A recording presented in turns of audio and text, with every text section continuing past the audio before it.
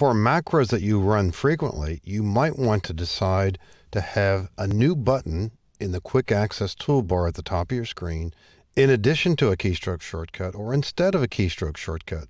We also want to introduce the idea that if you plan to use a macro in many different workbooks, we store the macro in a different location. This is not a course in using functions, but if we look in column B here, something interesting is going on.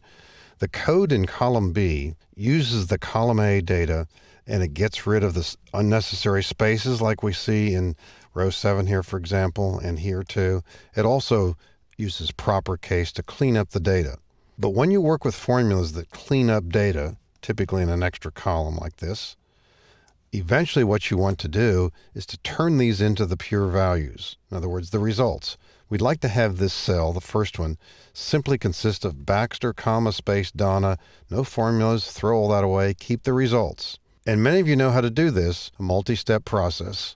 We're doing something similar in column E, but over here, a different function is being used. And what's happening here? It's simply turning all the letters into uppercase letters. Column I is doing something a little more sophisticated, where we're actually manipulating the code, and column I is doing something even more involved, manipulating the code.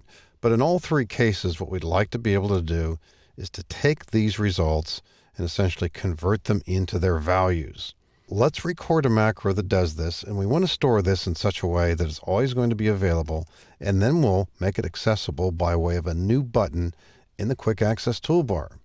A lot of macros are based on the concept that you have already selected the data before you want the macro to do its work.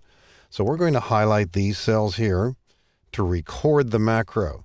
And we're thinking we could use this macro not only in this worksheet, but in other worksheets in this workbook and in other workbooks as well.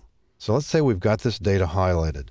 The steps we want to take, we've written them down, or we know what they're going to be. They're going to be off the Home tab. It's going to be a copy and then a paste special values. So we've either written that down or we know that.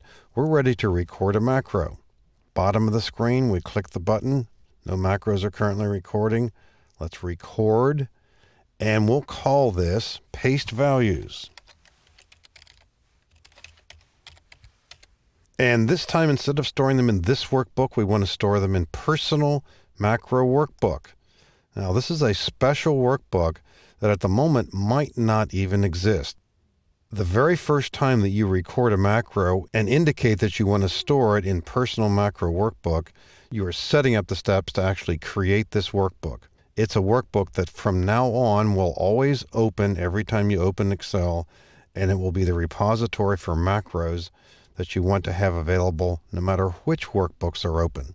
We could give it a keystroke shortcut, but we're more interested this time in showing that we want to use it by way of a button. So we could give it a keystroke shortcut, but I won't. And I could get to the description later. So we're about to click OK to record this. So what do? We're trying to turn these results into their values. We'll use the copy button and then paste values. And you can see what's happened in cell B1. That's now Baxter, comma, Donna.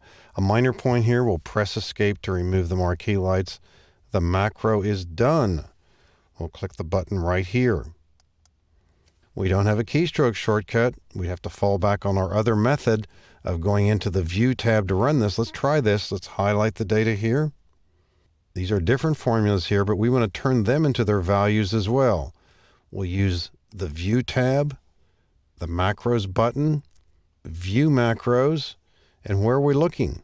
We're looking for macros in the Personal Macro Workbook. There it is, paste values. Let's run this. Obviously, that's not the fastest way, but it proves that our macro is set up and we're ready to use it. Now, let's add a button to the Quick Access Toolbar. The Quick Access Toolbar might appear above the ribbon. You have the option of putting it below. Perhaps you've done that. But in either case, we want to right-click on the Quick Access Toolbar and customize it. And in this dialog box called Excel Options, you'll see Choose Commands From, Popular Commands. Click the drop arrow. We want to choose Macros. And here's the macro in question, the one called Paste Values. Let's add this to the Quick Access Toolbar. Now you might or might not like that icon there. If you don't, click Modify, and you've got 181 choices out here.